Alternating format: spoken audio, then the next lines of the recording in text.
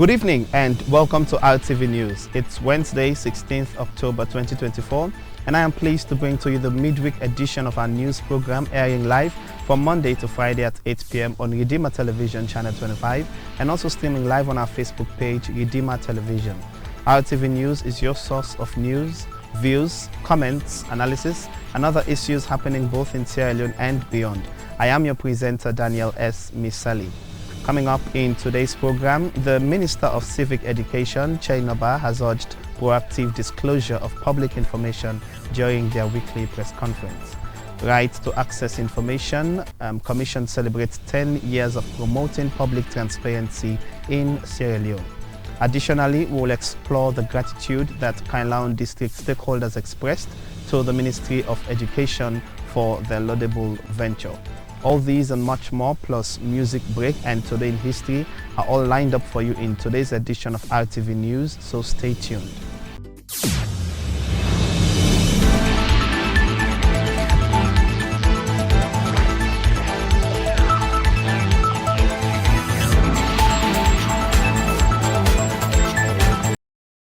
Welcome back. This is RTV News, and you can send us your thoughts via text or WhatsApp to the number 079-716-255, or kindly drop your comments or concerns via the comment section on our Facebook platform, Redeemer Television. Now, let's dive into the first story of the day. The Right to Access Information Commission, RAIC, has commemorated its 10th anniversary, marking a decade of progress in promoting access to public information across institutions in Sierra Leone. During the event held at the Foreign Service Academy, key stakeholders reflected on the Commission's achievements, compliance milestones, and the ongoing effort to ensure transparency and accountability. RTV News' Andriela Mariamasise brings us more on this story. The chairman Right to Access Information, Dr. Ibrahim Shigashaw, in celebrating 10 years of existence, says is a moment of reflection from where the institution started and where it's heading, making a lot of progress in building the institution by creating websites and popularizing the law to access information. We will celebrate the 10th year anniversary, today, and putting a token that we'll talk on just briefly. Now, a moment for is a moment of reflection from where the institution started and where it's heading, making a lot of progress in building the institution by creating websites and popularizing the law to access information. Because the first thing we'll do when we come now for building the institution. He continues saying there has been a significant milestone in compliance rate.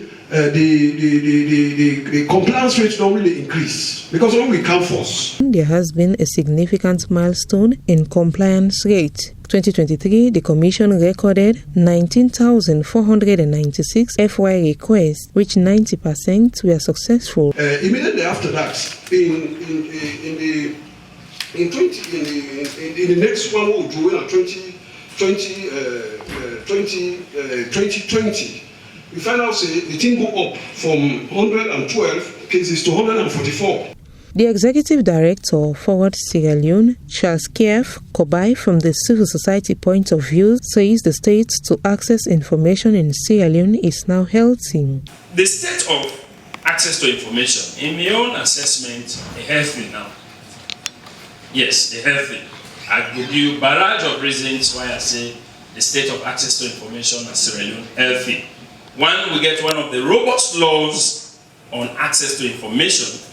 By the time we pass this law as a country, we will get the third best laws in Africa and the fifth best law in the entire world, the right to access information. We give very strong authority to the commission and give them that independence for able to promote citizens' access to information. And we don't see over the last 10 years how citizens really interact. I'm glad we chairman really don't give me the figures. The data, they speak for itself. When we start, when nobody understand what's freedom of information, what's the access to information, even public officials when they scared. How then they can ask me now for divulge information to public. But again, we make for let public officials able to understand the value where this go bring to their own very work when they do. He elaborated on the opening of the data portal for research to link the data of all MDAs in the country. That the fact that we get an existing, one of the progress we'll make, now that we get the open data portal. But this portal, the opportunity where it will give we now the fact that we need for integrate a lot of MDAs that get website on their own. And sometimes when they look for information as a researcher, we don't work civil society, we do a lot of research so that we'll get the right information or do the right engagement. For RTV News, Andrea Lamaya Masise reporting. In a move signaling continued cooperation between Sierra Leone and the United States, the USAID Country Representative Randy Kolstad paid a courtesy visit to the Minister of Information and Civic Education, Mr. Chaino Eba. The meeting focused on strengthening bilateral ties with an emphasis on supporting key national priorities including electoral reform, transparency and peace building. Here's more on this significant diplomatic engagement. During the meeting, both parties held in-depth discussions on key priorities for the upcoming year, specifically USAID's role in supporting Sierra Leone's electoral reform efforts and peace-building initiatives. These priorities are in line with USAID's broader goal of fostering sustainable governance and strengthening civic engagement in the country. With elections drawing closer, USAID's support is expected to play a pivotal role in ensuring that Sierra Leone's democratic processes are transparent, inclusive, and effective. USAID's commitment to electoral reform is timely, given the importance of enhancing the country's democratic frameworks. The representative highlighted how USAID will work with the government to support a free, fair, and credible electoral process, a critical step towards consolidating peace in the country. Electoral reform is not only necessary for ensuring the integrity of future elections, but also for strengthening public trust in democratic processes. Moreover, the conversation touched on peace building as a critical focus area. Both Kolstad and Minister Ba recognized the ongoing need to foster national unity and promote peaceful coexistence as Sierra Leone continues to recover from decades of instability. USAID's peace building initiatives aim to create environments that support dialogue, mutual understanding, and peaceful resolutions to conflict, a vital component for long-term stability in the country. One of the key topics explored during the meeting was public access to information. USAID emphasized the importance of transparency and accountability in governance, and how providing citizens with relevant and timely information is crucial to democratic participation.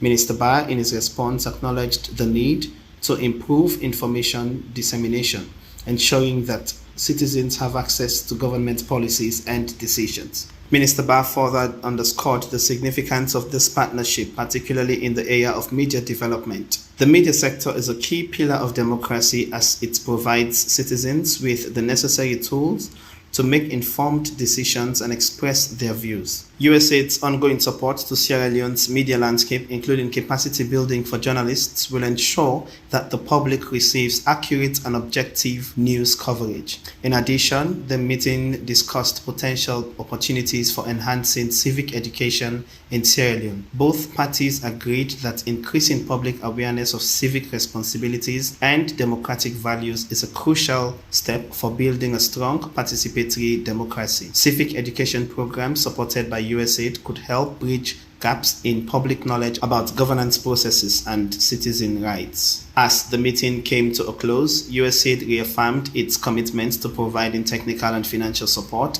to the ministry's strategic pillars, ensuring that key national initiatives continue to advance in the coming years. The minister in turn praised USAID for its steadfast support and expressed optimism about the deepening of the relationship. The visit, he said, is more than just a diplomatic gesture. It signals a renewed focus on critical areas such as electoral integrity, media development, and civic education, all of which are essential to the country's progress towards achieving sustainable governance and national development. Reporting for RTV News, I am Daniel Mesali.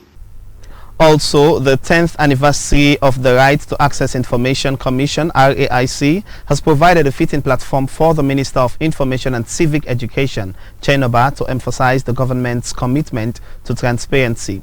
Minister Bah expressed the need for public institutions to take a more proactive approach in sharing information with citizens, highlighting that this step is essential for fostering accountability and combating the spread of misinformation in Sierra Leone.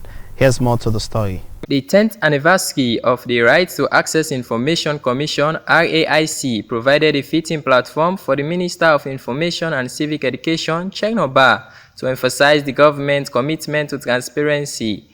Minister Bah expressed the need for public institutions to take a more proactive approach in sharing information with citizens, highlighting that this step is essential for fostering accountability and combating the spread of misinformation in Sierra Leone. Public information must be regarded as a civic duty, he stressed. This is not just a right to be requested, but should be provided as a means for empowering the people. It's essential to democracy, and it helps cultivate patriotism and love for the country.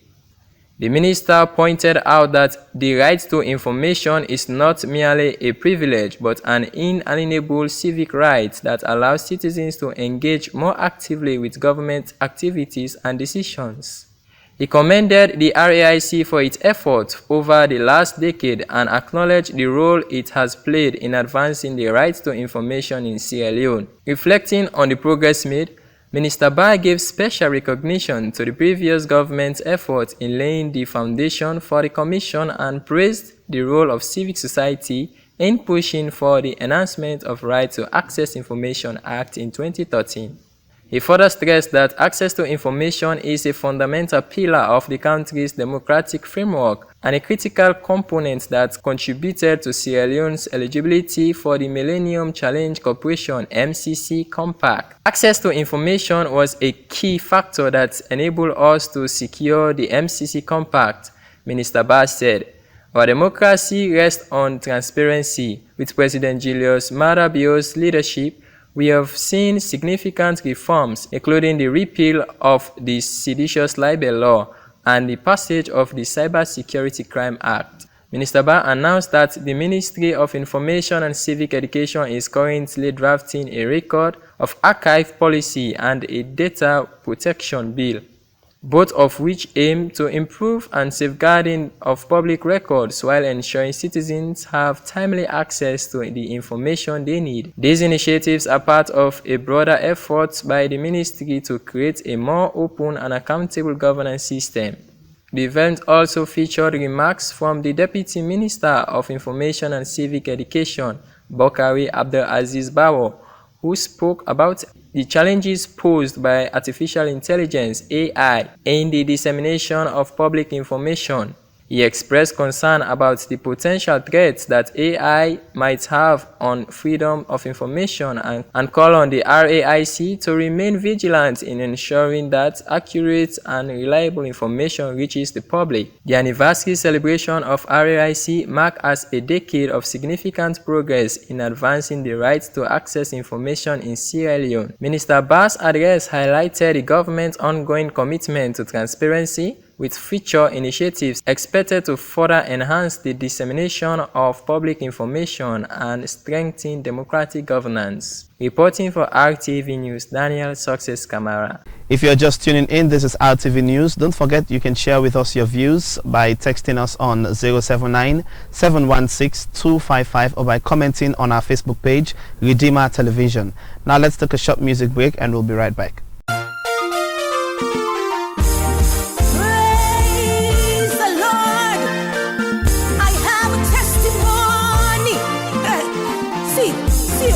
Somebody come ask me, say, what did they make me level with you? Daddy, I say, nah, God, oh. No be by power, no be by might, oh. No be by strength, no be by fight, oh. I dey live this life, now by His grace and mercy. No be by power, no be by might, oh. No be by strength, no be by fight, oh. I dey live this life,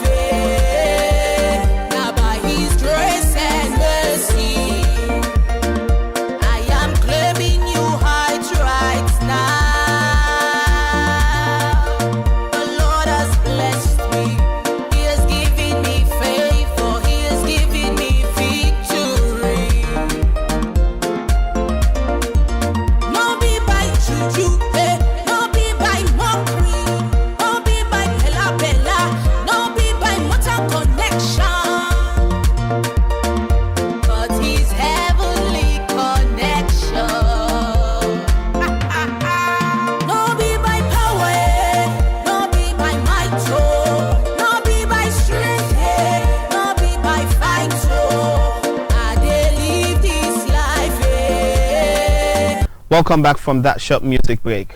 A businesswoman, Humunatu Blah, has been remanded to the Female Correctional Facility in Freetown following her appearance before Magistrate Sir Kekua. Blah faces 3-count charges, including bodily harm, wounding with intent, and assault. During the court session, Magistrate Kekua denied her bail, citing the severity of the allegations. Blah will remain in custody as the case proceeds. For more details on this developing story, here's our reporter Elizabeth Sia Esse. 33 years old Umunatu Agnes Blah, a businesswoman, made another appearance before Magistrate Sir Kekua of the Pademba Road Magistrate Court No. 1 in Freetown, based on 3-count charges: causing grievous bodily harm with intent, wounding, and causing assault occasioning actual bodily harm. According to the particulars of offence, on Wednesday, 7th August 2024, at Pasonnet Street, Kisi, Western area in Freetown, the accused caused bodily harm to one Ibrahim Habib Tarawali with the intention to cause more grievous bodily harm. Count 2 further stated that on the same date and place, the accused person maliciously wounded Ibrahim Tarawali. Count 3 further stated that the same date and place, the accused person assaulted the complainant. The matter did not proceed in court because Magistrate Sir Kekua told the court that the complainant of the matter complained to him that the brother and other relatives of the accused had been attacking the complainant physically. The defense counsel for the accused person, Anthony F.E.A. Coker, who made an application for bail to be granted on behalf of the accused person. However, Magistrate Sir Kekua refused bail and remanded the accused person to the Female Correctional Center. Magistrate Sir Kekua adjourned the case to the 17th August 2024. For AgTV News, Sia Elizabeth Esse. As a result of the construction of a girls' hostel in Kainlaon District by the Ministry of Basic and Senior Secondary Education, the ministry has urged the indigents of the said district to express gratitude for this laudable venture. For more on the story, let's also join Elizabeth Sia Esse. Stakeholders in Kainlaon District have expressed appreciation for the construction of the girls' hostel in Kainlaon Town, noting that it will help reduce the sexual and gender-based violence. They believe this initiative will also improve the secondary school completion rate for girls. The stakeholders conveyed this sentiment for the Minister of Basic and Senior Secondary Education, Conrad Saki, during a consultative meeting on the management and utilization of the hostel. The paramount chief of Lua Chiefdom, Mohamed Sabakai Londo Banya, along with local council authorities and other district leaders, further urged the government to establish a secondary school for girls within the hostel's premises, effectively transforming it into a boarding school. The coordinator of the Free Education Project, Ambrose Sisse, has this to say. We will choose for get hostels for girls then. We want girls' school. This project is for girls who want to attend school in this part of the country but don't have a place to stay. The ministry take the Kainlaon people also as important as the rest, and that's why they bring up this project in this particular district. The Chief Administration for Kainlaon District Council. Kainlaon get a school on your own. From doing a secondary school, say Kainlaon Girls Secondary School. In no day. They don't come in hostel for girls na Kainlaon. This project is one in which Kainlaon as a district is proud to have, and we say thank you to the government of Sierra Leone and also to the Ministry of Education for considering girls in this district. But to say this town does not have any secondary school that is for only girls, as the government have constructed hostels for girls, we also wish that the Ministry of Education will build schools that are only for secondary school girls in this district. Let's have that conversation now. What do you think about this facility? It seems nice. Though, but it's just that we have to make some improvements on it. Okay. So what sort of improvement? Like for us having school, like our parents, we are just saying earlier, having fence around, because those boys, they can be sometimes tempting, okay? So those are some of the improvements we have to add. Reporting for AgTV News, Sia Elizabeth Esse. Before we end the program for today, let's take a quick look back at what happened on this day in history.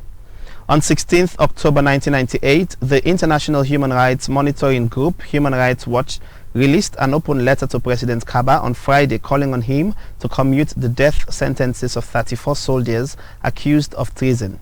As a party to the International Covenant on Civil and Political Rights, ICCPR, as well as the optional protocol which allows for individual communications, Sierra Leone is obliged to guarantee review of the cases by a higher court.